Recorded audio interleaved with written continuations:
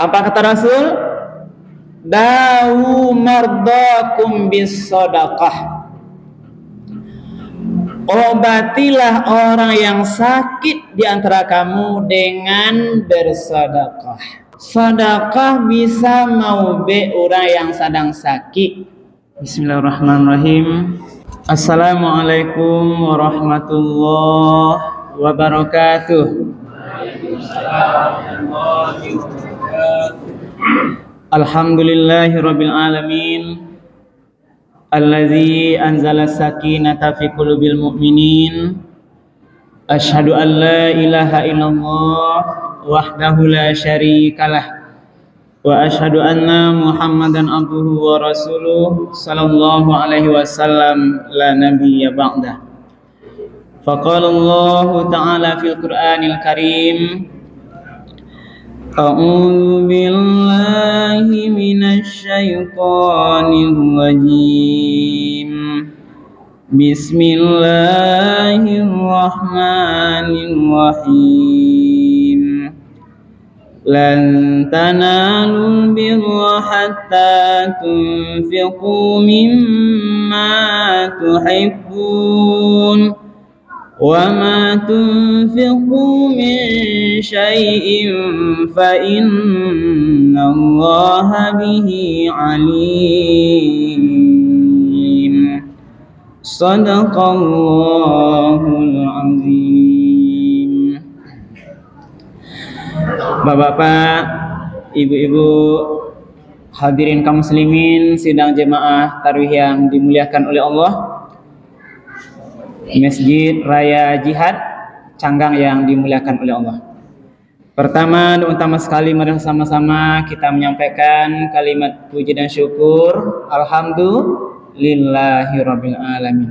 Segala puji bagi Allah Tuhan semesta alam, karena sampai pada malam Ramadan yang ke-8 ini. Betul 8 Pak Ibu? 8 atau 7 hanya? 8. Malam ke-8 kok kita masih diberikan nikmat kesehatan, nikmat kesempatan, kemudahan-kemudahan sehingga kita masih bisa melanjutkan ibadah salat isya kita secara berjamaah, dan insya Allah akan kita laksanakan salat tarawih dan witir.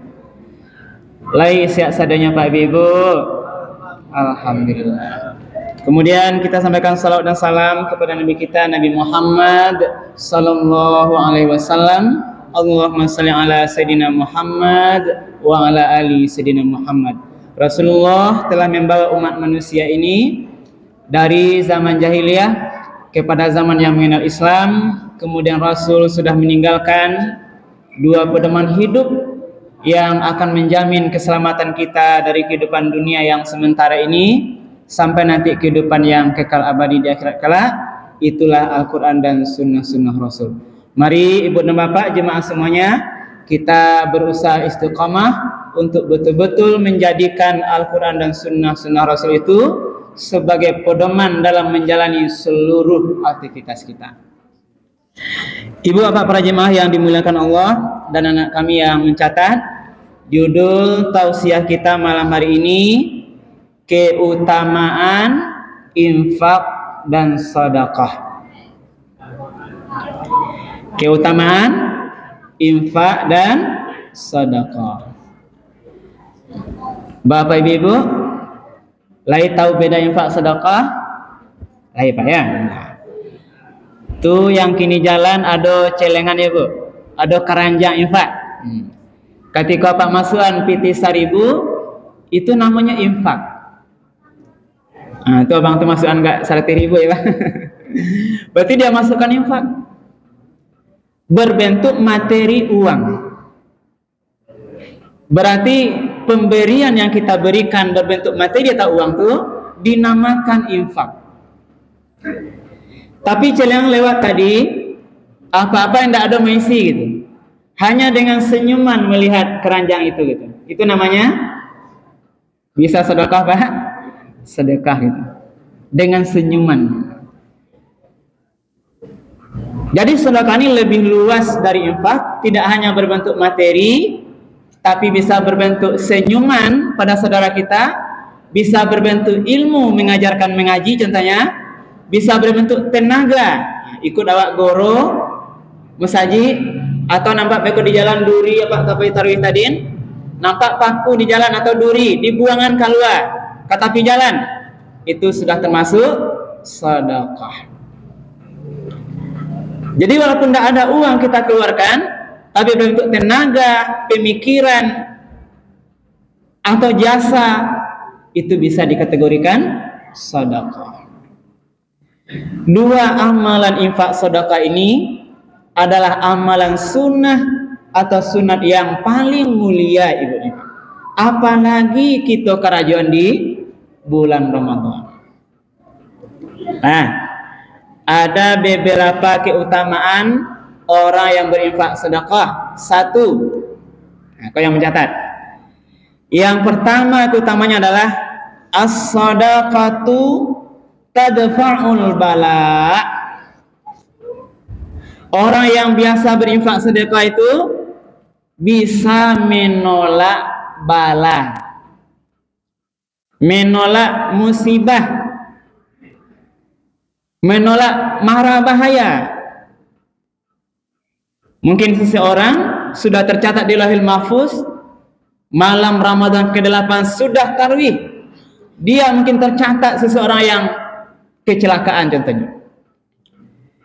Tapi infak sedekahnya Bunda Bapak bisa menolak bahaya kecelakaan itu atas izin Allah.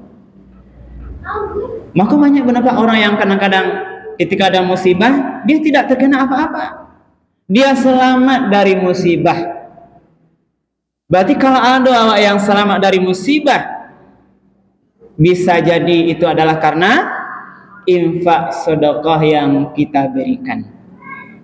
Berarti ibu dan bapak, kalau ingin awak selamat dari mara bahaya, selamat dari bala atau musibah, maka perbanyaklah bersedekah atau berinfak. Jadi as-sadaqatu tafda'ul bala.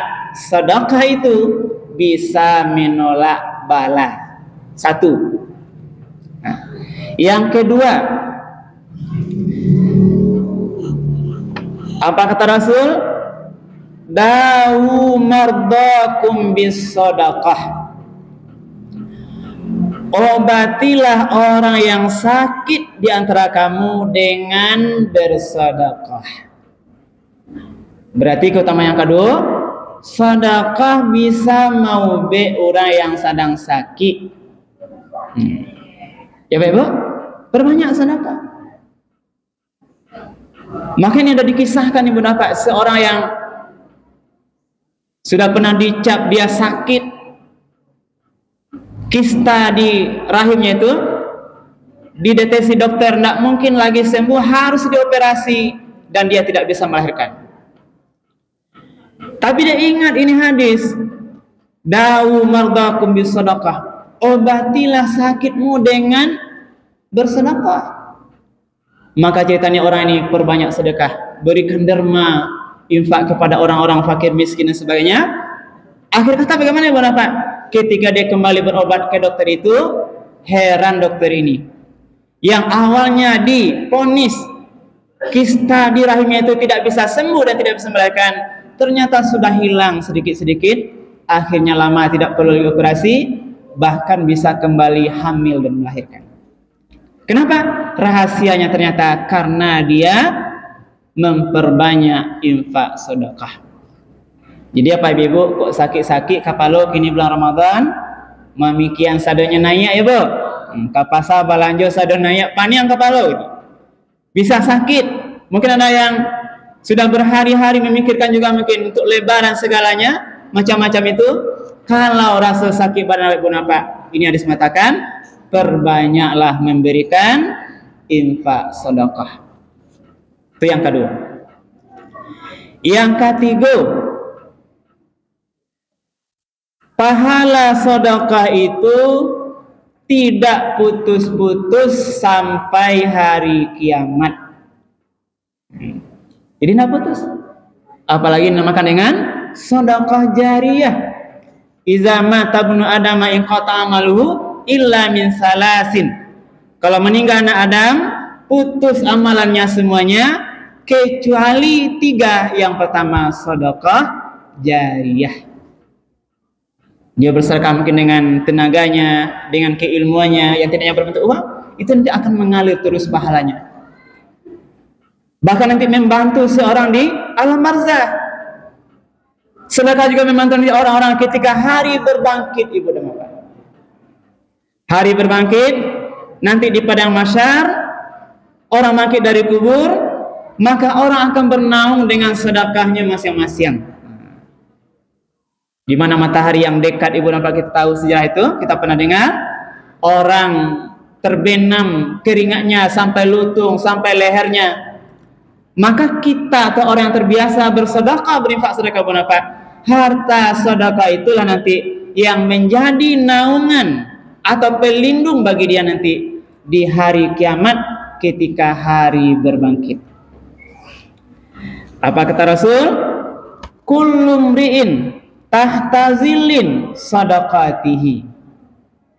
Setiap orang nanti bernaung di bawah sedekahnya pada hari kiamat atau hari berbangkit. Maka perbanyaklah ibu pak sedekah. Karena inilah harta yang sebenarnya, bukan harta yang kita simpan di bank, harta yang kita belikan kepada sawah ladang, bukan itu yang kekal abadi, tapi harta yang kita infak sedekahkan, itulah harta yang sebenarnya, tabungan kita di akhirat kelak.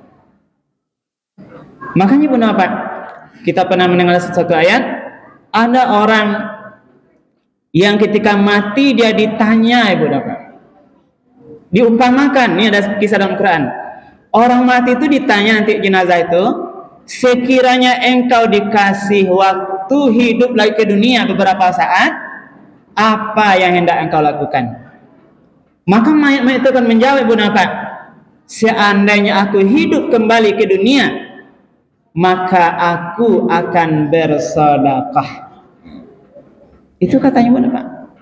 Tidak ada yang lain. Bukan aku mau sholat, mau puasa, atau mau yang lain, bangun rumah, sebagainya, tidak. Tapi orang yang mati itu dalam Quran dikatakan, dia akan memberikan sedekah. Kenapa?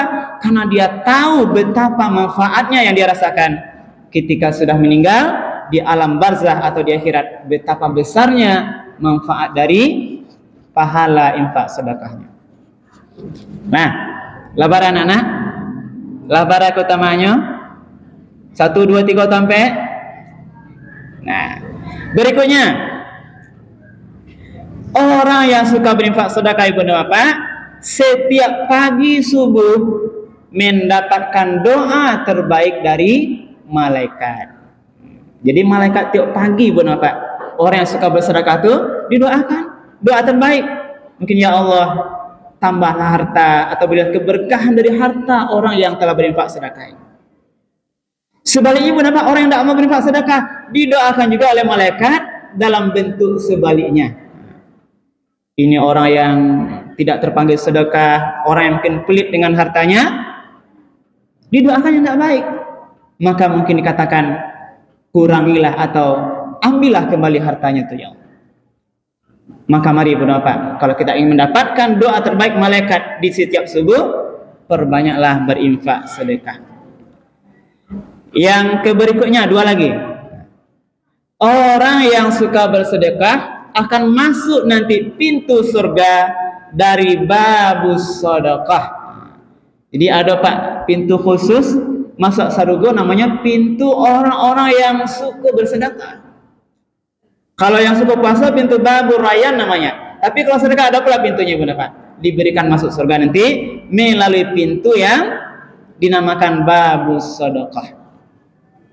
Yang terakhir, orang yang suka bersedekah akan memadamkan murka Allah seperti air yang memadamkan api yang sedang bergelora. Jadi ketika seorang ini bersedekah ibu bapak, itu ketika Allah mungkin sedang marah karena bisa diperbuatan amal yang lain, maka sedekahnya itulah bisa nanti memadamkan marahnya Allah bagaikan air yang memadamkan api yang bergelora. Yang paling terakhir, Orang yang suka bersedekah bisa menghindarkan matinya su'ul khotimah. Nah, kita berdoa selalu nanti mati kita dan matinya husnul khotimah, mati yang terbaik. Maka sedekah seorang saudara kita itu nanti bisa menghalangi atau menghindarkan kita matinya tidak baik atau mati su'ul khotimah. Ibu bapak dimuliakan Allah, maka mari ketika Allah berikan rezeki pada kita, harta yang diberikan pada kita, ketahuilah itu bukanlah seluruhnya milik kita. Kalau sampai zakatnya, keluarkan zakatnya. Kalau belum, maka mari kita perbanyak infak sedekah. Karena juga tadi kami bacakan ayat Al-Quran surah Al-Imran ayat 92 itu, lan tanalul birra hatta tunfiqu mimma tuhibbun. Sekali-kali tidak akan sampai kepada kebaikan seseorang itu sampai dia menafkahkan apa yang paling dia cintai. Wa ma tunfiqu min syai'in fa innallaha bihi alim. Dan tidaklah apa yang kau nafkahkan dari sesuatu itu, maka sesungguhnya Allah Maha tahu. Mudah-mudahan kajian kita malam ini bermanfaat, dan mudah-mudahan di sisa umur kita ini Bapak, kita tergolong orang-orang yang memperbanyak infak sedekah, yang tidak pelit dengan harta kita, dan mudah-mudahan sebagai tanda syukur itu kita perbanyak infak sedekah, Allah tambah harta kita yang ada, Allah lindungi harta kita dari hal-hal yang mungkin tidak kita inginkan. Perbanyak maaf atas segala hal yang kurang berkenan. Kami akhiri subhanakallah hamdika asyhadu an la ilaha illa anta astaghfiruka wa atubu ilaik. Billahi taufiq hidayah. Assalamualaikum warahmatullahi wabarakatuh.